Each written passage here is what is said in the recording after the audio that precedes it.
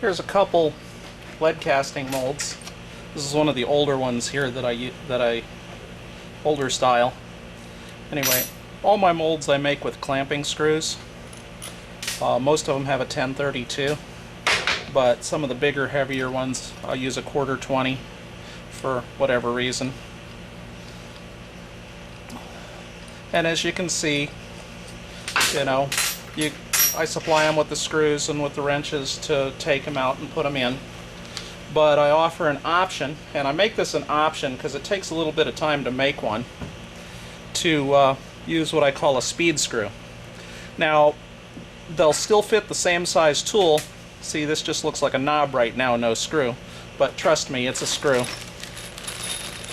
And I provide each one, well, the 1/4-20s I provide with 3 screws. And that's a little too long. So that you can fit it to whatever thickness of mold you're using. And then the 1032s I provide them with 2 screws for the same reason, so that we can fit them to whatever size mold, whatever thickness mold. That looks about right. And you don't want to, no matter what you do, you don't want to have it just barely engage the threads.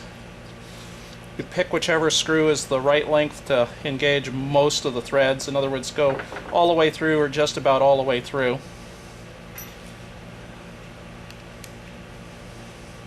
And now when you're casting lead, you should be wearing gloves.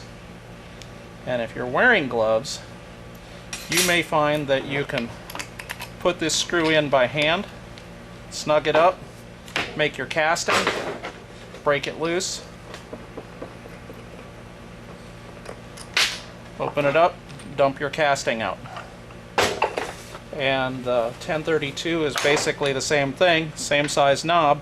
It's just set up to use a 1032 screw. And I'm sure I have the right one here somewhere.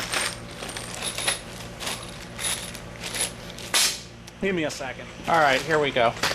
Anyway, same thing with the 1032, which is the more common clamping screw size I use in molds. It'll come with 2 lengths, an 1.5" and a 2". The 1.5" will work nicely for a fairly common size mold, 2 1/2" plates or 1 inch thick, because you use up about an inch of it in the knob or the speed screw head. And it goes in nice and easy if you're not a klutz.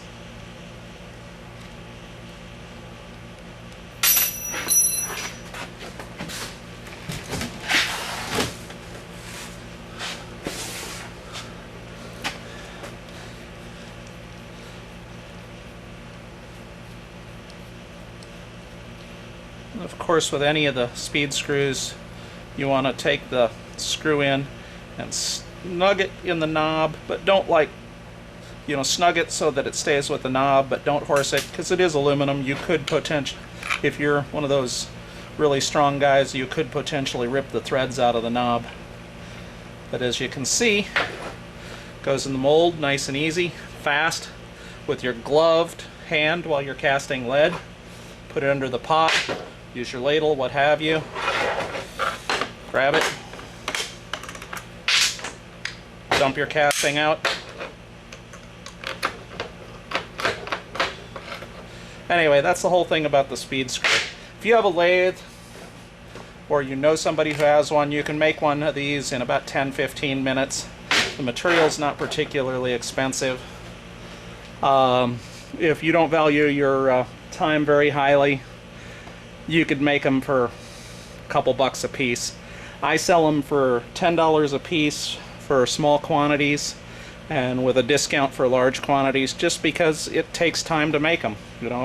If it takes me 15 minutes to gather up the materials and get the tools set up, that's more than $10 worth of my time. Anyway, that's how the speed screw works.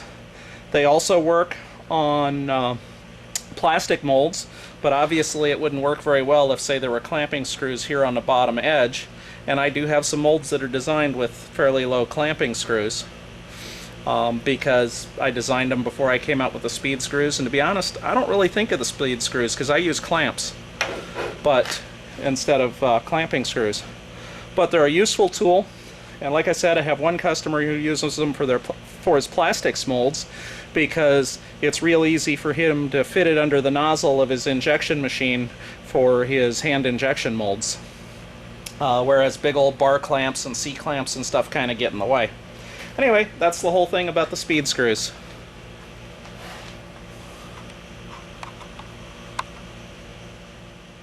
One more thing. You might not know if your mold comes with 1032 screws or quarter 20 screws. That's a 1032, that's a quarter 20. Most of my molds are going to have 1032 screws. You'll just use a different length than that with the speed screw setup.